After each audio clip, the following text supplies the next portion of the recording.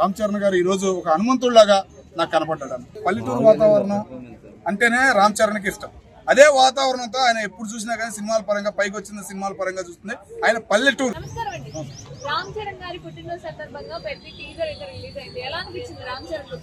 Cinema హీరోలు కూడా ఈరోజు కష్టపడతారు అన్న ఒక ఫీలింగ్ అయితే నాకు మొదలైందన్న. ఆయన బాడీ కోసం ఎంత కష్టపడ్డా ఏంటంటే మొన్న రీసెంట్గా ఆయన చూశానన్న. అంత సన్నగా ఉన్నాడు. ఈ సినిమాలో ఎట్లా వచ్చింది? ఎక్కువ టైం కూడా లేదు కదా, ఎట్లా వచ్చింది అంత బాడీ? అసలు ఎట్లా వచ్చింది? అయ్యప్ప మాల వేసుకున్నాడు, స్మాల్ గా కనపడ్డాడు. ఈ బాడీ చూస్తుంటే వాళ్ళ ట్రైలర్ చూస్తుంటే ఎంత కష్టపడ్డాడు ఆయన ఒక ఫీలింగ్ అయితే నాకు మొదలైంది. సినీ ఫీల్డ్ వాళ్ళు కూడా, హీరోలు కూడా ఇంత కష్టపడతారు, హీరోల సినిమాలకు కూడా ఇంత ఆదరణ ఉంటుంది అని ఒక హ్యాపీనెస్ అయితే నాకు మొదలైందన్న. రామ్ చరణ్ గారు ఈ రోజు ఒక హనుమంతుడిలాగా నాకు కనపడ్డాడు. ఆయన బాడీ కానీ, బుచ్చిబాబు గారి ఎలివేషన్ కానీ, స్పోర్ట్స్ బ్యాక్గ్రౌండ్ లో వస్తుంది. మనకి ఇప్పటి వరకు స్పోర్ట్స్ అంటే మాక్సిమం కుస్తీలో దంగలు ఆ సినిమాలన్నీ గుర్తొస్తాయి. మరి ఈ సినిమాలో గుర్తొస్తుంది అంటారా? తర్వాత భీమవరం అని వాళ్ళ పుట్టింటి పేరు ఎప్పుడూ ఉండేదమ్మా. భీమవరం పేరు మళ్ళీ రామ్ చరణ్ గారు వినిపించబోతున్నారు. కుస్తీ పోతంటేనే ఒకప్పుడు భీమవరం ఆ పోటీల కోసం వెళ్ళేవాళ్ళం, కబడ్డీ పోటీల కోసం అక్కడికి వెళ్ళేవాళ్ళం. ఆ చరిత్ర అనేది మళ్ళీ జనానికి చూపిపోతున్నాడు. వాటి విలువ ఏంటి అనేది ఈ సినిమాలో చూపిపోతున్నాడు రామ్ చరణ్ అన్న ఫీలింగ్ అయితే నాకు ఈ రోజు కలిగింది.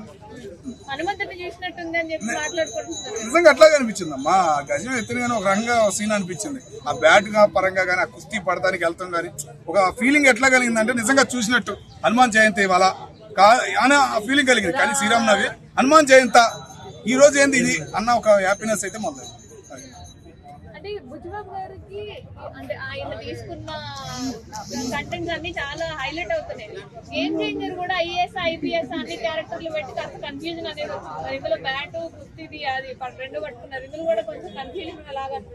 మొన్న డాన్స్ చూసి నేను A to Z 2 ఉండే అనుకున్నాను. కానీ దీనిలో చూస్తాను ఇప్పుడు ఈ చూసిన తర్వాత ఏతోనే ఆగింది, ఏతోనే మొదలు పెడుతున్నాడు. డైరెక్టర్ కొత్త అయినా కానీ ఒక పేరు తెచ్చుకోవడానికి ఆయన ప్రయత్నిస్తున్నాడు అన్న ఒక హ్యాపీనెస్ అయితే మొదలైంది. డైరెక్టర్ గా ఎలా ప్రయత్నించాలి అనేది ఈ సినిమాతో చూపిపోతున్నాడు మిగతా డైరెక్టర్లకు కూడా అనే ఫీలింగ్ అయితే ఉంది. కంపల్సరీ అమ్మా, దానిలో డౌటే లేదు. ఇంకా డేట్ వాయిదా వేస్తున్నారు, మరి ఇంకా పూర్తి అవ్వలేదు, ఏమో అర్థం కావట్లేదు. రామ్ చరణ్ ఆ బాడీ చూడటానికైనా కంపల్సరీగా వెళ్తారు. ఎందుకంటే ఆయన అయ్యప్ప మాల్లో కామన్ గా కనపడుతున్నాడు. ఇవాళ ఈ టైలర్ చూస్తుంది ఎలా కష్టపడ్డాడు అని ఒక ఫీలింగ్ అయితే మొదలైంది. కంపల్సరీగా ఆ సినిమా ఆయన చూడటానికైనా కంపల్సరీగా వెళ్లాల్సింది అన్న. మాస్ అని అనుకోవద్దనా, అటు పల్లెటూరు వాతావరణం అంటేనే రామ్ చరణ్కి ఇష్టం. అదే వాతావరణంతో ఆయన ఎప్పుడు చూసినా కానీ సినిమాల పరంగా పైకి వచ్చిన సినిమాల పరంగా చూస్తుంది ఆయన పల్లెటూరు. మనం మర్చిపోతున్న ఎన్నో ఆటల పరంగా కానీ, ఎన్నో మన సంస్కృతుల పరంగా కానీ, మాటల పరంగా కానీ. తెలంగాణ మాటలు వేరే ఉండేవి, అచ్చ తెలుగు ఆంధ్ర మాటలు వేరే ఉండేవి, భీమవరం మాట వేరే ఉండేది. ఆ పదాలు అనేవి మనకి గుర్తు చేస్తున్నారు ఇట్లాంటి సినిమాల ద్వారా అని ఒక హ్యాపీనెస్ అయితే నాకు ఉంది. అంటే ఇంతకు ముందు సాంగ్స్ తోటి, ఇంతకు ముందు గ్లిమ్స్ తోటి ఒక రేంజ్ కి హైప్ క్రియేట్ చేశారు. మళ్ళీ ఈ గ్లిమ్స్ ఎంతవరకు యాడ్ చేస్తుందా, ఇంకా హైప్ ని పెంచుతుందా? కంపల్సరీ అండి. ఎందుకంటే ఆయన కష్టం అట్లా ఉంది. అయ్యప్ప మాల వేసినా కూడా అంత కష్టపడ్డా ఏంటి ఈ సినిమా కోసం ఆయన అంత కష్టపడుతున్నాడా అని మేము అనుకున్నాం.